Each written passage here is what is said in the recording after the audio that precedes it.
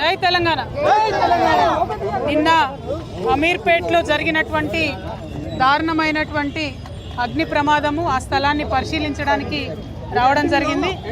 ఇది ఈ బిల్డింగ్లో ఉన్నటువంటి షాపుల యొక్క యజమానులందరితో కూడా మాట్లాడుతూ ఉన్నాం. సడన్గా అనుకోకుండా జరిగినటువంటి ప్రమాదం కాదు. ఇది పోయిన సంవత్సరం నుంచి కూడా పదే షాప్ వాళ్ళు మరి వెనుకనే ఒక మెస్ ఉంది, ఆ మెస్ వల్ల షార్ట్ సర్క్యూట్ అవుతుంది, కంటిన్యూస్గా మాకు అగ్ని ప్రమాదం జరిగేటటువంటి పరిస్థితి ఉందని చెప్పి మరి అన్ని రకాలుగా వాళ్ళు పోయిన సంవత్సరం జరిగినటువంటి అంశాలన్నీ కూడా చూపిస్తూ పోలీస్ వాళ్ళకి చెప్పడము, అన్ని రకాలుగా చెప్పడం జరిగింది.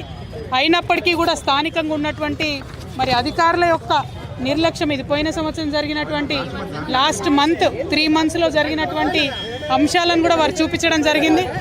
అగ్ని ప్రమాదం జరిగిన తర్వాత కూడా దాదాపుగా గంట బావు వరకు కూడా ఫైర్ ఇంజన్స్ రాకపోవడం అన్నది నిజంగా కూడా అధికారుల నిర్లక్ష్యానికి కారణం కనిపిస్తూ ఉంది.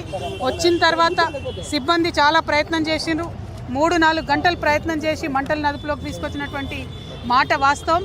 కానీ ఈ స్థలానికి చేరుకోవడానికే గంట బావు కావడంతో చాలా తీవ్రమైనటువంటి ఆస్తి నష్టం జరిగిందని చెప్పి మేము భావిస్తూ ఉన్నాం.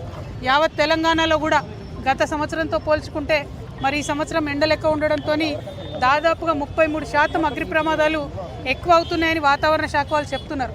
మరి ఆ విషయం తెలిసి కూడా ప్రభుత్వం హైదరాబాద్ లాంటి మహానగరంలో ఎక్కడికక్కడ ఫైర్ ఇంజన్స్ని రెడీగా పెట్టుకోకపోవడం అంటే కేవలం ఇది నిర్లక్ష్యమే కారణం.